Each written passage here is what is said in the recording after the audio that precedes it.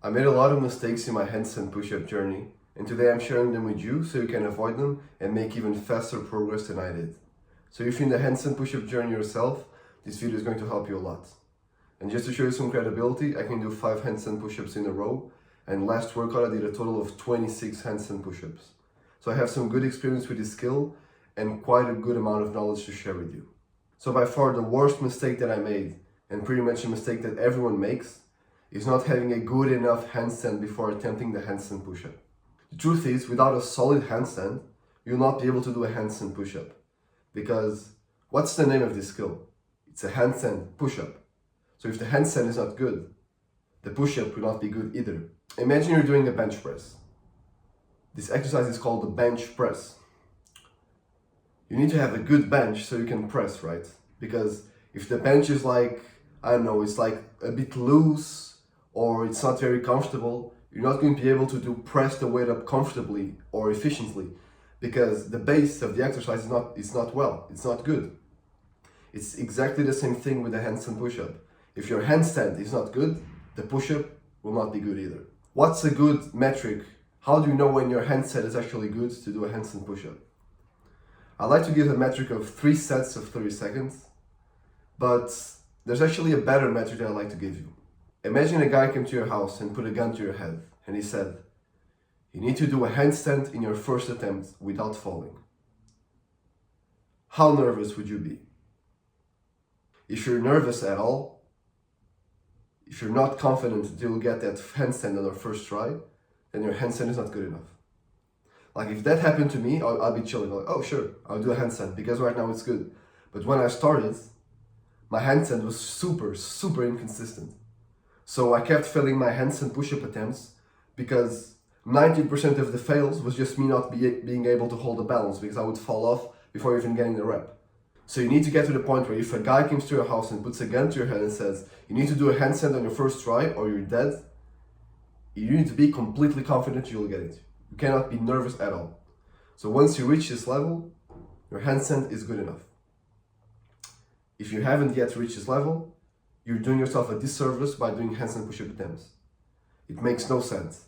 Just get a good handstand first. Get confident, get comfortable with the handstand, and once you reach this, your balance is good enough. The second mistake that I did was not resting enough between handstand push-up attempts. Apart from other exercises, in the handstand push-up, you really need to rest between attempts. Not so much because they're tiring, because they're honestly not that tiring, but because you need to be mentally fresh to get the repetition. What I used to do is I would just try to get into the handstand and then do a rep, and I would fail. And I would just keep repeating this over and over, like getting a rep, fail, like with no rest, like a complete retard. Obviously, I will never get a rep because I will never rest enough.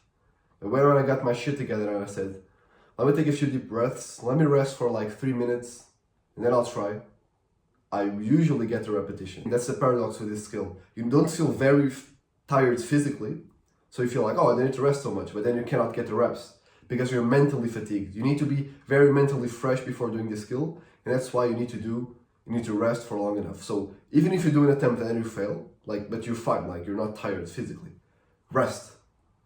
Just rest for a few minutes. Get yourself together, compose yourself, breathe in, breathe out, and picture yourself getting this rep. After 2, 3, 4, even 5 minutes, do it again. You will triple your success, I guarantee you.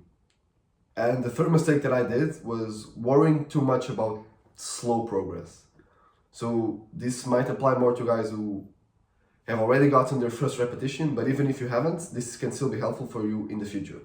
So I got my first repetition in January 2024, I think. And then throughout the whole year, I didn't get a single repetition more. And I thought, man, what am I doing wrong? I'm clearly making no progress, right? Because I'm still only doing 1 rep. But that's not the case. That's not how it works. Because if you compare my performance to the beginning of the year, to the end of the year, I was getting only 1 rep, yeah? But it was much more consistent and the form was much cleaner. In skills, especially like the handstand push-up, it's not just about the amount of reps that you can do. It's about how consistently you can get it and how effortlessly you can get it. When I first started doing this movement, I could maybe get 1 repetition per week because I just kept trying and failing. But at the end of the year, I was doing like 10 sets of 1 repetition. So you see, in both of these situations, I'm only doing 1 repetition. But in the second situation, I'm much better, right? So this is just to prove that the handstand push-up, it's not just about the amount of reps that you can do. It's about how good you are at it, how comfortable you are doing it. And another point is, this skill, this is a really hard skill. Like, less than 0.01% of the world population can do it. So going from 1 rep to 2 reps, it's a huge deal. Now, if you ask me, I went from 0 reps to 5 reps in like 1 year, 1.5 years. That's really good progress. That's very, very good progress. Now, you can make even faster progress than me if you check the first link in the description, where I teach you everything about this skill, the method that I use, so you can get it even faster than me. So if you're interested, you can check that out. And the last mistake that I did was not respecting my wrist pain during the training.